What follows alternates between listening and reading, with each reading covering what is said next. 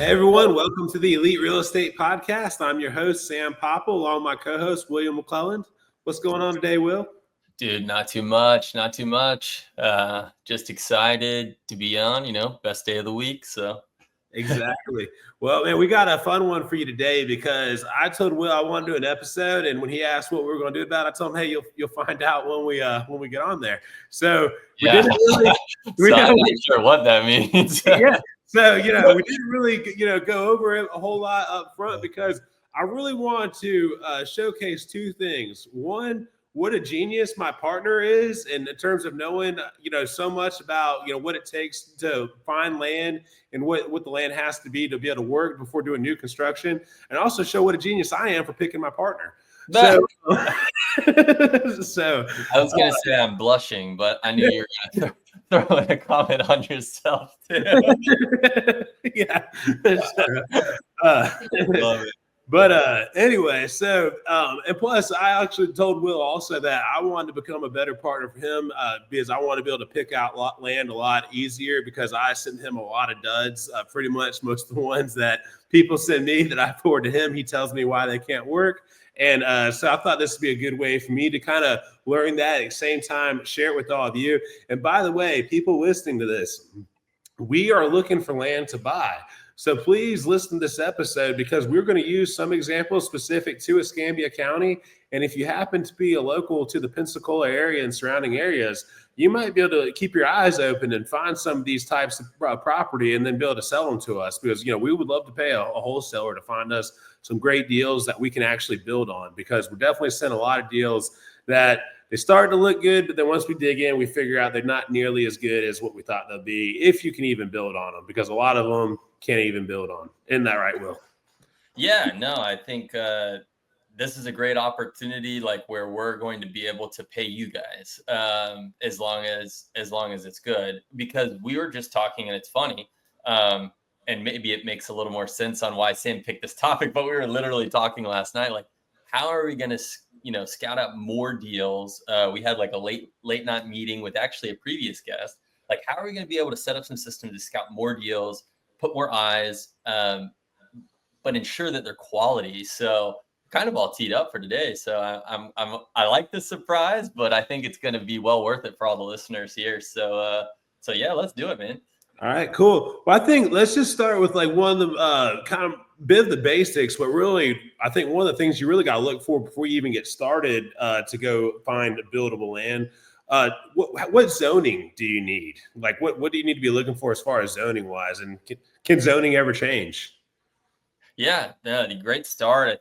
Zoning can change, and I'm sure you guys have driven around town. This actually doesn't matter what city or state you're in. There'll be a big sign, and it says something county or city limits, zoning change. And I wouldn't say every single county and city municipality have different names, but they're all kind of different in however they kind of prioritize and what the maximum standards are, different types of setbacks and things like that. So in this episode, we're going to do it kind of like really high level. So it might be able to go across multiple counties and states. But note that maybe some of the things we talk about today might not be applicable in your exact city, state, or county. So, but yeah, I think high level we can talk about just right there, kind of like entitlement, and start right there of what that zoning means. So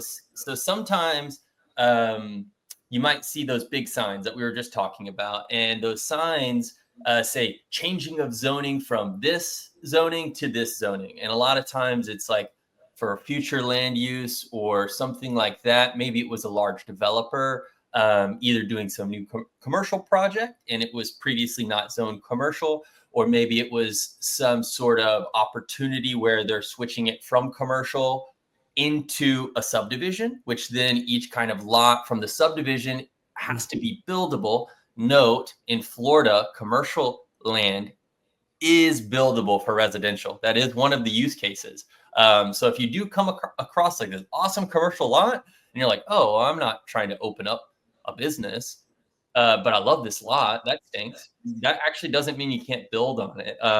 You definitely want to check the specific county codes or city codes. But yeah, Florida is one of those cool states that is pro building and allowing people to build for residential. So almost as long as you meet like easements and like road frontage roadway requirements, you can pretty much build on any type of land that you find, um, with the exception of like being able to have utilities and things like that, which we can kind of go into, because a lot of times when you see these tax deeds or you're seeing these like really cheap pieces of property, it's landlocked, so that's already like a no-go. Don't spend your money on those. If you're in our area or pretty much anywhere and you see these auctions that are going off and you're seeing these people, maybe not even just out of town, but out of state buyers that are purchasing these, they really haven't done their due diligence, and they're paying pennies on the dollar for land that they're still going to indefinitely have to pay taxes on. That'll never be approved for any building. And a lot of times you'll see, oh man, this lot, five doors down sold for 60,000, but this one is right behind it, and it's $2,000 on a tax deed. I should buy it. Well, it's probably landlocked, or it doesn't perk. Which that's something, if you don't have city sewer water, you have to get a perk test, which allows you to know if you can even put septic there. There's also in Florida specifically a lot of issues with wetlands, specific types of protected species, and that can be animals or plants included. So a lot of EPA issues that you need to check on. And whenever you kind of come across those, it's always best to get with an environmental consultant. Usually the fees are relatively nominal, but they are extremely helpful. And with that being said, it's much better to spend a few $100s than spend a few thousand thinking you're getting a good deal, and then it's unbuildable land. Other big things, like pretty high level, would probably be elevations, right? Like you don't want to buy, and we don't really have to worry about that too much here in Florida, because we don't have, maybe let's take more of a mountainous area where we're pretty flat here. So. Yeah, pretty flat here. But sometimes with those elevations in Florida, because we're pretty flat, it creates drainage plans, and you don't want to buy something that had a steeper elevation that we would consider in Florida, because it's actually part of a drainage plan. And you'll see this pretty common when you drive through neighborhoods. And maybe now after listening this, you'll be like, oh, I know exactly, where it's like a full neighborhood completely developed, and then there's just this one lot like in between maybe two houses, and you're like, well, why didn't they build on that? And then you can kind of, if you get out or something, you'll see, oh, it's a pretty big drop in the grade, or the road from where the front of the road is to the back of the lot, because it ends up taking all of the water to a retention pond or a drainage area. And so that's why they left that open. And a lot of times those pop up pretty frequently on the tax deeds, because someone did purchase it and they're like, I'm never going to be able to do anything.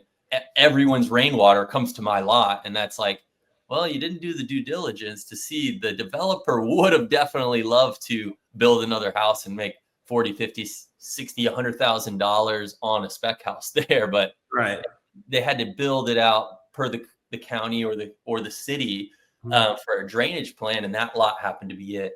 So. Let me go back to something else. And this that was a lot of information. Sorry. Yeah, ton of information. I want to we'll use kind of Escambia County as an example, because I know this particular question will vary definitely state to state and county to county.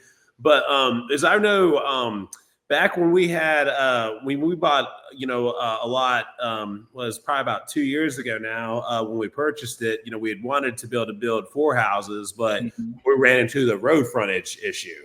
Sure.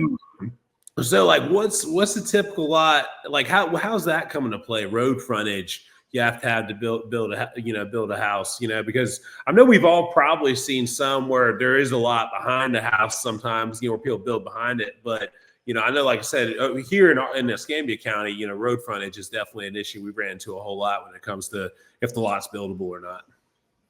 Yeah, no, that's great. So a lot of times you need to have a certain right of way or road frontage. So if we're using Escambia County, we're just going to go. These are pretty generic. So it could be different in your city.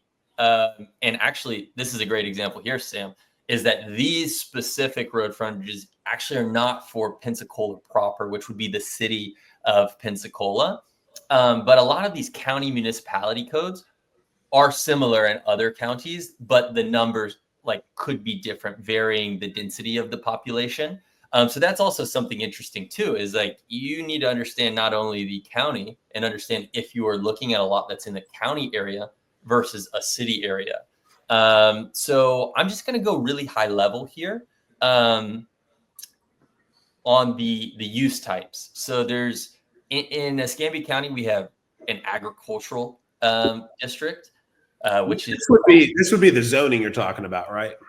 Yeah. So exactly. So the zoning is kind of laid out by district uses, and so you have agricultural, you have rural, and you have rural mixed use, which actually Sam and I have a cool lot on that one. You also some more popular ones and I'm going from broad, so these would be large parcels down to kind of maybe what you see more frequently from the farm to the city. Exactly. So then you get into low density residential, which all of these you can still build you can still build homes on it.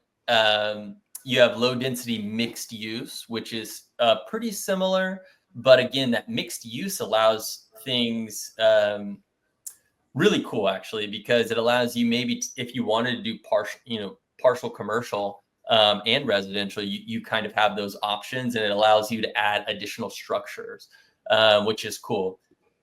So you have medium density, and so if you're looking closer in Pensacola, pretty much from just north of I-10, maybe the cantonment area, south all the way to downtown, you're going to see a lot of low density, medium density, and then high density residential.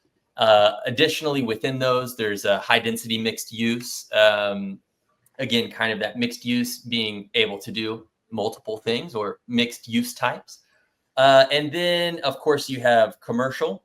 And then everything else is mostly a use case for the county or city specific. So you have heavy commercial areas, industrial districts, recreational. So some lots that you see that are owned maybe by Escambia County or by the city are zoned recreational.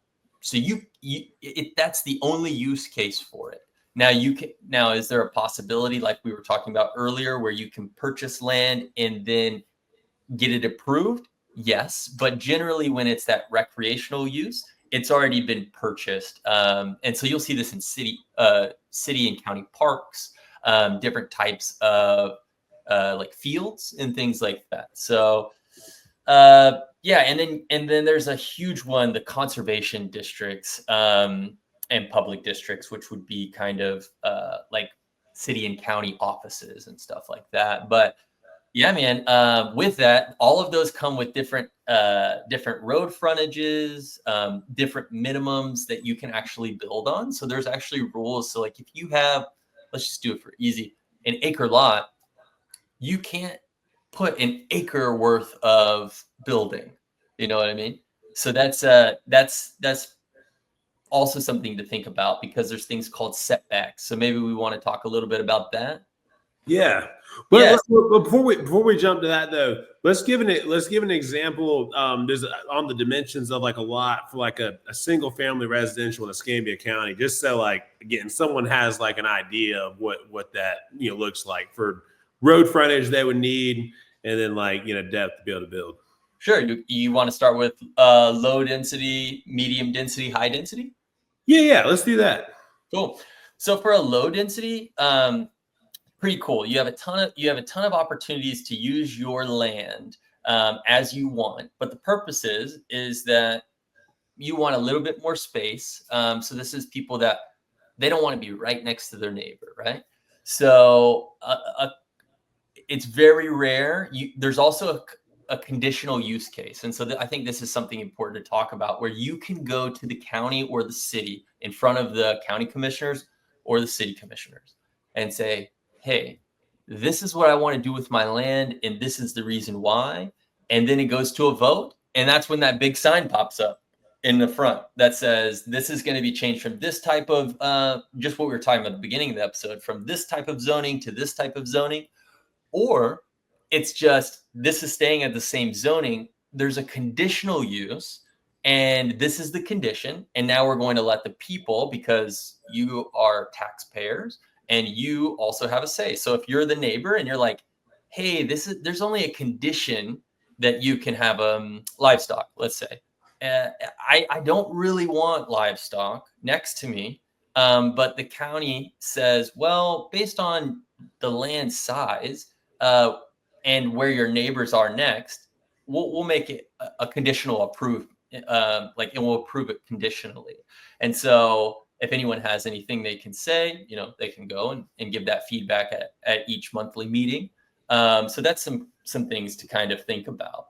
Mm-hmm. So with low density, you can only get accessory dwelling units, which means an additional house on your lot.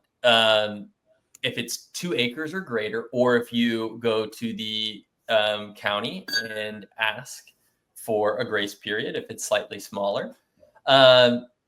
You also can mainly do single family dwellings, and it's detached, 1 per lot, which means you won't likely get like a townhome approved or something like that. And the reason is it's low density, right? So they're trying to keep the neighbors and all of the areas, kind of spread apart from each other.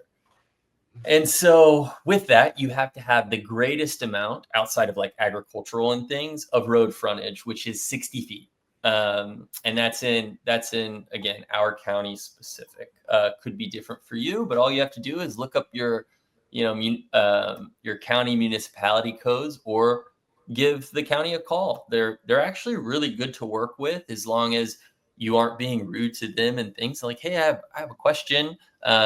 I can definitely say the best way to do it isn't necessarily just giving them the address. Do a little bit of homework, get that specific parcel ID number, and have that specific question, because that's how you're going to get the best answer. So like, Sam, we're looking at this lot.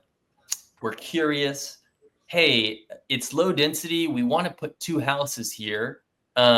Is there a conditional use case? This is the parcel ID. And they'll be like, sorry, it's low density.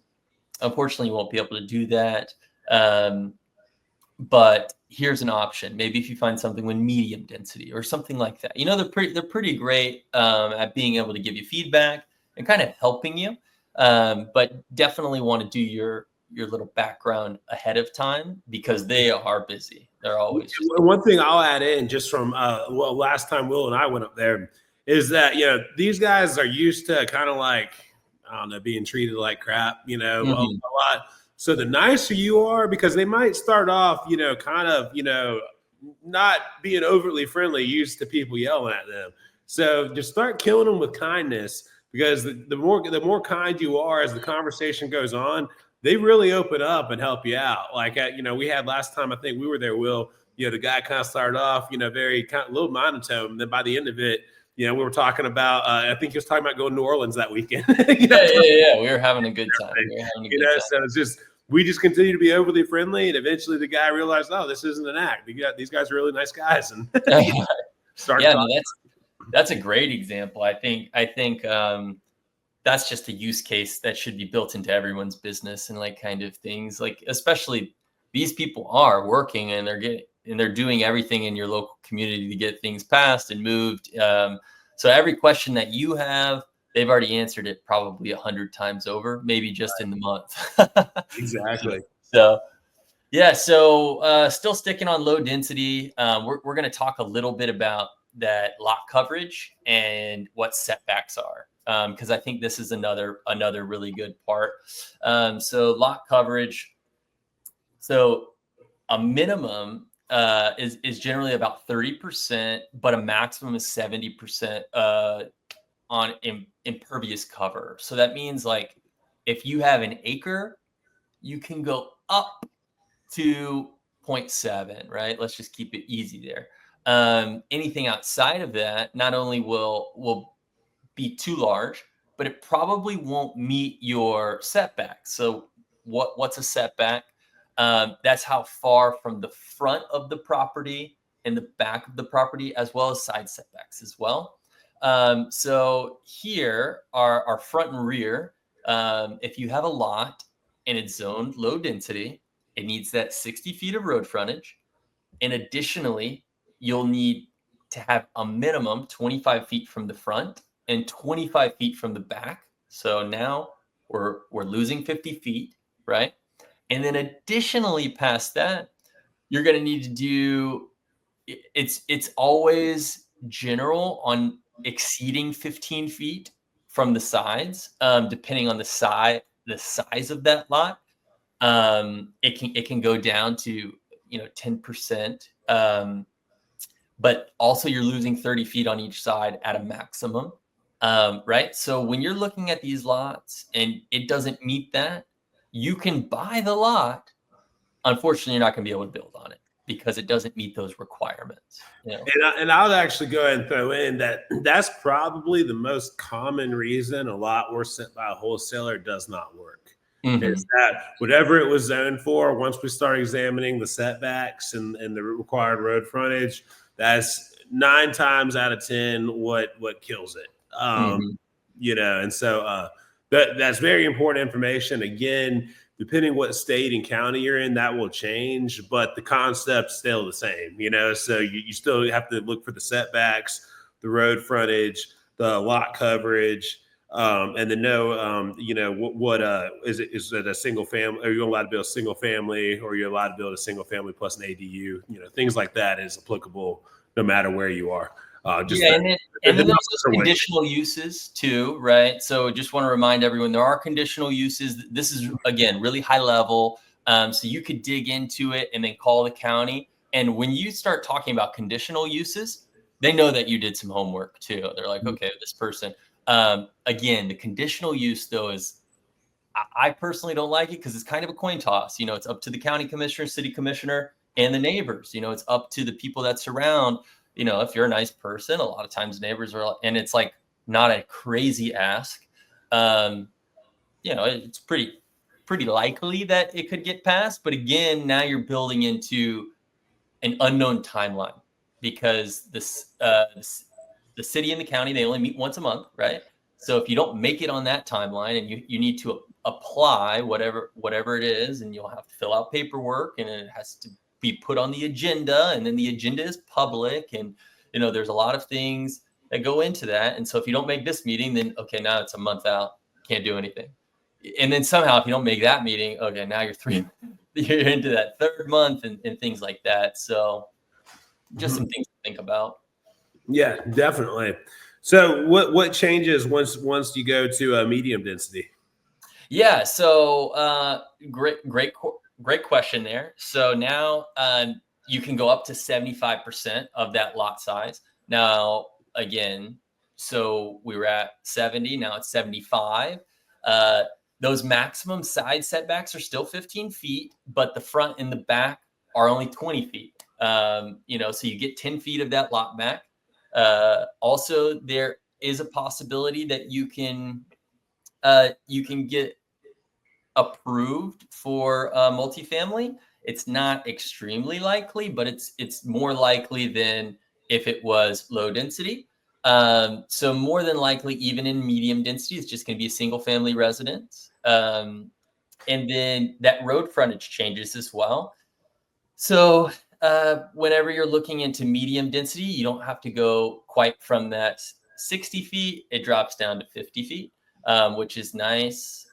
And yeah, those are some pretty key differences. But as you can see, they're pretty similar, right? Right. But in certain lots that you're looking at, that 5 feet of front and rear setback might make the difference on whatever type of plan you're thinking of, versus, oh shoot, I just paid X amount for this set of plans and it's not even going to fit on here. I think we had a previous lot in our history where if we would have had 5 more feet, I think that would have made a difference on one of our deals. I think we were shy like 5 feet to build a house. It was 9 feet. So didn't even need 10 feet. Yeah, it was tough. But it's okay. But yeah, and I want to share that with everyone as a real life example, because like some of these things that Will and I know, we really know because we had to learn a little bit the hard way. I mean, I think pretty much every lot we've bought, our worst cases have still, we're still winners, but the win on them was greatly adjusted from like things we thought were grand slams to, okay, it's okay still, but it's, and it all came from, us, from us figuring out, okay, to be able to build this 3rd or 4th house, we need to get, this much excess feet that we don't have. So now we're going to have to scale project back or something like that. Yeah, definitely. I think that, always learning is something that's important here. I also do kind of want to touch on the fact that there is a density ruling. So in low density, you can have 4 houses on every 1 acre, but you still have to have the correct amount of road frontage for that, and you have to have the correct amount of setbacks. And what happens there is the setbacks are then against each structure, right? So now you'll need a minimum of 15, let's say, from the first house, boom, to the second house. So that's another 30 feet there. And then to that next structure. But to start it all off, you have to have the correct amount of road frontage to even get those additional structures put on. So whenever you're looking at medium density, that density goes up a good amount, because you can do 10 dwellings per acre. But again, we talked about just a second ago, you have that maximum minimum lot coverage, and then you also are dealing with 50 feet of right of way at the front versus the 60 feet in low density. And then on top of that, you still have to do those setbacks, which is still a maximum of 15 feet, even in medium. And then the rear and the front is 20 feet, so those are things to think about, because if you're looking up different types of land codes and things like that, you're like, oh, I've got an acre. It's zoned low density. I can build 4 houses. It says it right there. Yes, you can, if you have the setbacks match and the road frontage match, because you have to be able to give access for people to come in and out of the house. And it's also important to know when you split a lot, if you're not going to have it as parcel A, B, C, lot numbers with the same parcel ID of just A, B, C, D unit, as an example, you would then need to resurvey each one of those independently. And then when you break up those, it would still need to have that same zoning, unless you were to go through all the process of rezoning all of it. So, and for that to even work, it would almost have to be laid out like a perfect rectangle with the long side being on the road, because like exactly. if you had a long skinny lot, a long skinny acre, it wouldn't work, because you wouldn't end up being able to get those setbacks, incorrectly.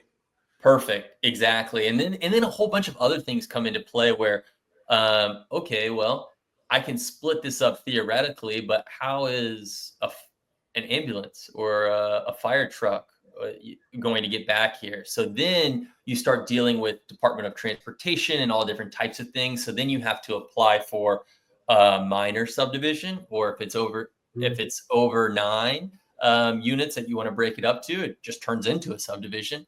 And so there's a lot of other things that we could probably talk about forever. Right. And that's a real life example, because Will and I, again, we're looking at a property that was pitched to us by a wholesaler for a spot that I believe he told us that we'd be able to build. Was it 15 or 20 units? 16. Yeah, there were four plexes, which would have been awesome. I would have loved it. Yeah. So, and this kind of goes back to that, the example, just different kind of project, but you know how I said the acre had to be a perfect rectangle, because basically this was the right amount of land to be able to build 16 units. But due to the layout and setbacks, we want to be able to, create the proper, road in there for a fire truck turnaround. What was that deal? Yeah, wasn't that what the big deal was with it? Yeah, we actually, the way the lot was laid out, you could only do one single family home. Exactly. Yeah, so that's a big difference, and that's it. This is a prime example of someone who way overpaid for a piece of property, thinking they could do one thing. And now, like I said, from being able to thinking they could do 16 to be able to build one house. I mean, that they took a big L, on that. Yeah, it's a bummer for sure, because it was nice. It was already platted. They had an engineer, create a plat map of what the townhomes would look like and everything. But the problem was, well, I don't know exactly, but I don't think they went to the county for approval, because they probably wouldn't have spent the money to even get that done, because then they would have been like, oh no, the way this is laid out, you're even going to have to probably get a conditional use case to put a second house there to split it, so. And this goes back to what we said just a few minutes ago, that go to the county and talk to them, with all, get some questions about what you want to do with the property and everything, and clarify all that, with them, prior to going forward the purchase. If you're buying the purchase, with the idea that you're going to be able to build something in mind, you definitely want to make sure that you're going to be able to do exactly what you think without any kind of restrictions on the end. Just so we kind of finish out the density conversation, and then kind of get to the most fun one, like the one where you can build townhouses. What would a high density situation look like as far as road frontage and lot coverage? Yeah, so high density here. So we went from road frontage. We went from 60 to 50, and now it's 40. Okay, so you get a little bit leniency there, which is great. And there are other use cases where it can go down to 35, and then in the city 30. It gets really tight, because think about if you only have 30 feet at the front of your lot. If it doesn't open up and it's only 30 feet wide, which there are a number of lots downtown that way, and you have to fit into the side setbacks, which are at the minimum are 5 feet. Sometimes they're 6. That's 12 feet off of there. So you're talking about a tiny house, which is why, if you guys are driving around town, you'll be like, oh man, this is like a pretty prime spot. But all of these houses are kind of shotgun style and small and narrow. Like, why is that? And it's like, that's the only thing that'll fit based off the width there, which again, Sam and I had a really fun opportunity. It got away from us, but there was one where the lot was 30 feet wide. It was in a historic district area, and there were actually setbacks because it was a pre-existing home where the foundation was still there.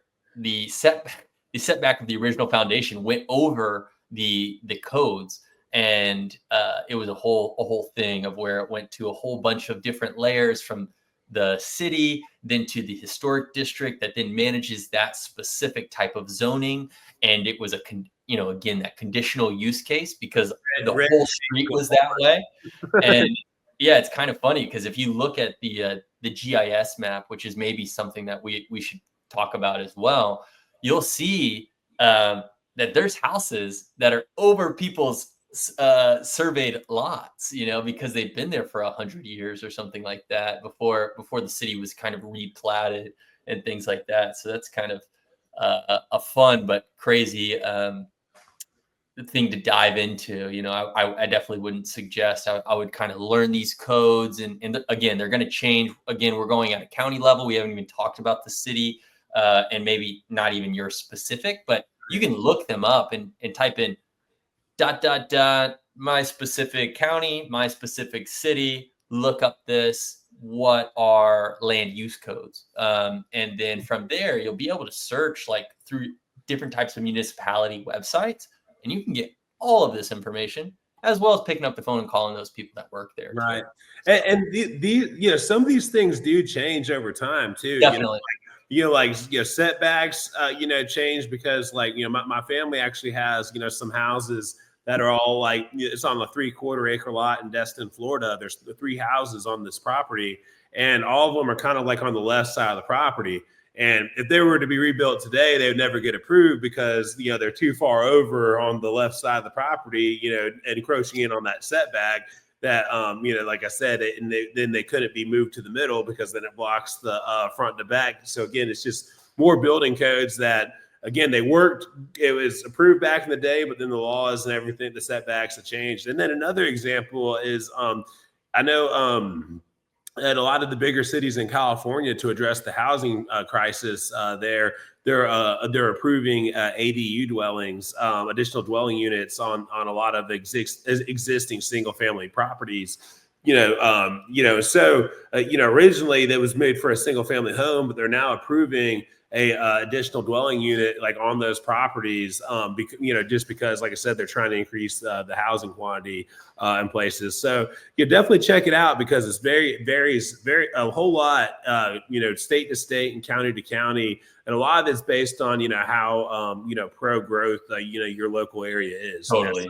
Some areas are newer, being freshly populated, and they're wanting to see expansion. Some places are busting up the brim, and they're trying to make it very difficult for you to build. To help slow it down.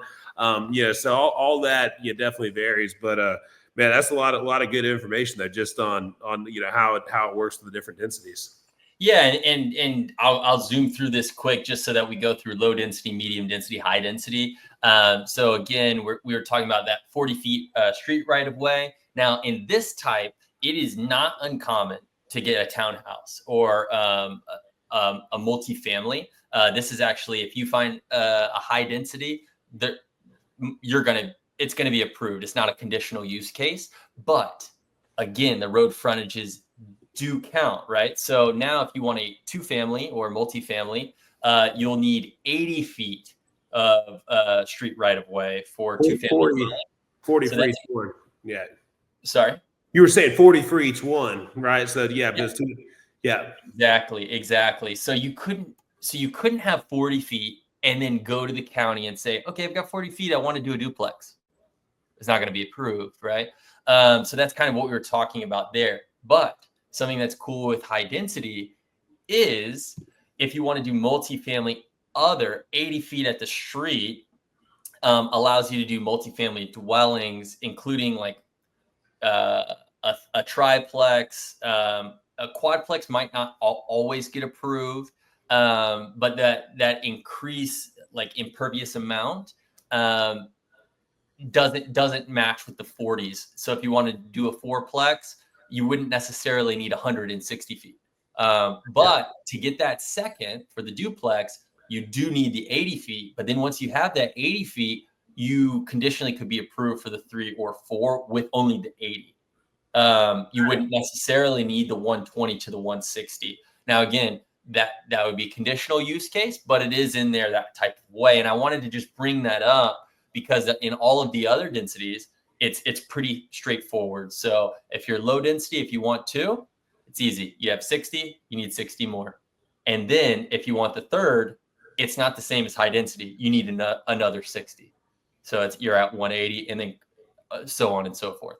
Medium density, same way, 50, 100. If you want the third, you're going to need 150.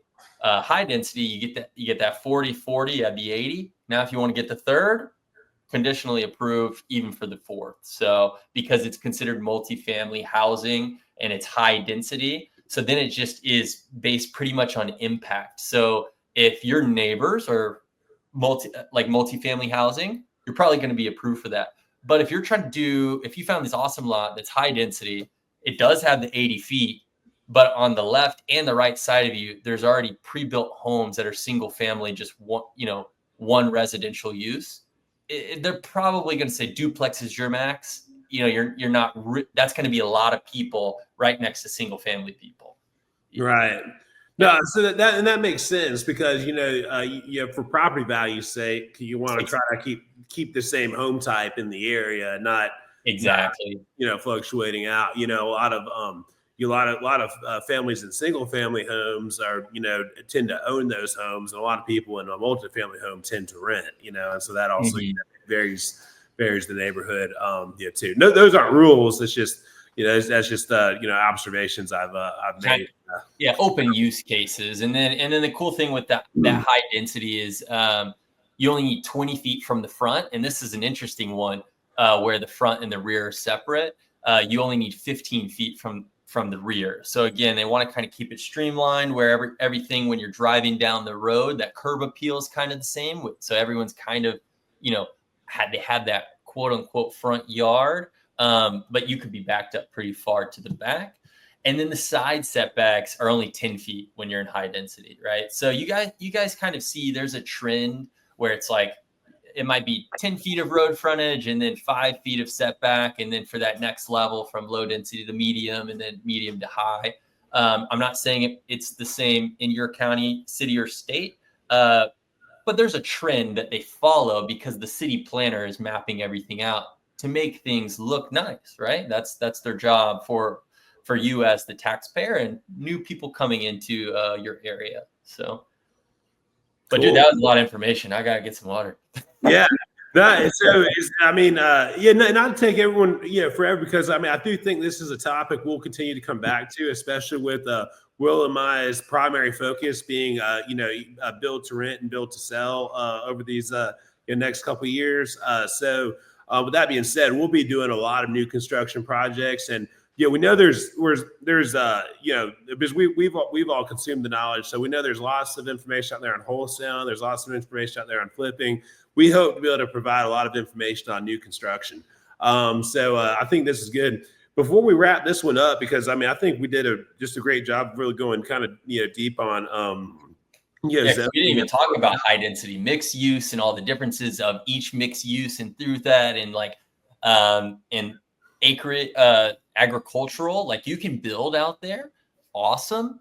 Which is it's going to be growing rapidly, the northern part of this county.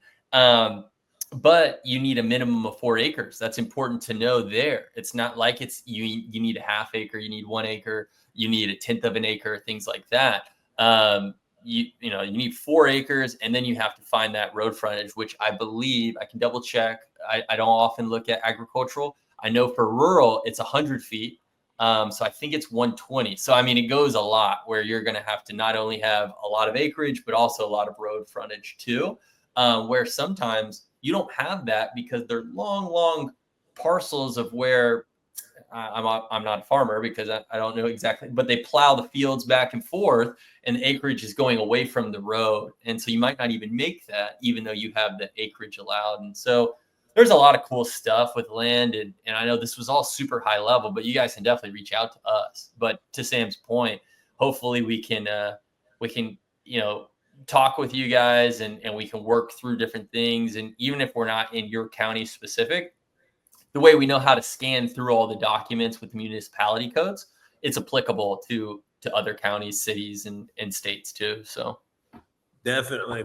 Well, cool. Well, you want to wrap it up there as far as our land information? We'll kind of do another episode later this year to take it on a little further. Dude, I'm game for whatever you want to do. I feel like now I need to do an episode where you get to talk the whole time. Hey, we'll do another one on short-term rentals after the season's over. So I have some more great stories about guest interactions I've had. And, any problems I've had to solve, because I'm sure those are coming. But now, man, this was really great. I got some notes. I think I can actually help decipher through a lot of the lots that I get plugged in through Facebook and stuff like that come our way. So that's good. Anybody that heard this information and that happens to be in the Northwest Florida area, again, Will and I are looking for buildable lots. So we have cash ready to buy. So please bring us any kind of lot leads you have. We're usually looking for off-market deals. If it's on the MLS, we probably already looked at it. Yeah. So, if it's in our local counties, not even just Escambia, but if it's anywhere in the Panhandle between here and Escambia and Walton County, it's been on the MLS. We've seen it. But anything off market, because we don't know what's in your next door neighbor, we don't know what's on your daily drive. So any of those things that you look out and you see, feel free to bring them our way. Will, where can people find us on future episodes? Dude, check out our new, updated, and revamped eliterealestatepodcast.com. We're having a ton of fun. We're getting a ton of fun guests. This was just an info week because we thought, man, we've been scouting a lot of deals, and how can we pay back some of our listeners, and maybe we can teach them how we scout a little bit of deals at a high level, and then they can bring something, and then we'll give you a paycheck. Right? Oh, that would be pretty cool. For sure. Yeah, no, so definitely check us out at the eliterealestatepodcast.com. Always come see me at one of my Clean Eats locations. Clean Eats is a healthy lifestyle, a healthy food company. We're a fresh cafe. We do meal prep meals through both our meal plans and our grab and go selection. So definitely come and see us at a Clean Eats location near you. We're nationwide as a company. I'm the Florida and South Alabama franchisee. But definitely check out any Clean Eats that's in your area. And then, go to our website, the eliterealestatepodcast.com. And then also, please check out our YouTube channel and like and subscribe there. We're definitely trying to build up our YouTube channel. So if you're listening on one of the other apps, please go over to YouTube, hit that subscribe button, and please share it with some friends that are interested in learning more about real estate. Feel free to go to our website also and shoot us any messages about questions you have personally or topics you'd like us to dive into in the future. Because we're definitely going to more meetups, talking to more people, and we will seek out the guests that you tell us you want to hear from. So if you want to hear from more apartment syndicators, more wholesalers, more fix and flippers, or more people doing new construction, let us know that on our website because we would love to find more of those people for you. We love to hit the variety up, but like I said, if we get some messages about a specific topic that you want to hear about, we would be happy to oblige because Will and I are always down to learn more, especially about some of the commercial areas of real estate that we hope to get into one day, but we haven't dabbled a whole lot in yet. So those are definitely some areas that we're looking to explore as well. Yeah, definitely. Like some of the stuff we kind of flew through at the very beginning that wasn't as much residential, but stuff that I know that both Sam and I are interested in is like that industrial. Like if you start searching out and you find some industrial land, that is a big wave coming through, especially as Pensacola is growing pretty rapidly right now. But yeah, hopefully you guys learned a lot and you can take it away. A couple things also. On top of our YouTubes and everything, check out all of our socials. We're getting everything kind of revamped. We're really excited, and it's really thanks to you guys. We're getting more listeners, which equals, great guests, more guests that are interested in coming on, as well as what Sam said. If you guys have someone that you think he or she would be really, really good on the show and has some valuable content, or there's areas we can also search those out. Like he said, as we're going to meetups and it's like, hey, you guys haven't talked about this specific type of real estate. We really try to go pretty broad and get a whole bunch of different people, but there's so many facets. And if there's a particular topic you guys have, we'll find someone to hop on. So other than that, do we want to talk a little bit about our new businesses to help out our listeners? I say let's keep that on wraps for now. Let them tune in future episode. We're still finalizing the website on that. So let's keep it under wraps because I think next month you'll be having a special guest on that be good to go into depth in. Yeah, definitely. But if you guys ever need help moving or JVing on a deal, just know that we do have access to great help with dispositions, so we can get things moved. And we can help you. And then if you're ever just curious outside, if you have a deal that you just want us to look at and you don't want a partner on it, totally cool with that too. That's the point of this podcast. So I've had a lot of people who are local that maybe you guys are able to connect. You can listen to their episode, or maybe you've heard them on an episode and now you get to meet them in person. You have a bit of background, but man, it's always fun, Sam. It's always fun. Definitely. Well, guys, we appreciate y'all listening in, liking and subscribing to our podcast, and we can't wait to talk to you next week. So can't wait to see you again on the Elite Real Estate Podcast. Thanks for listening.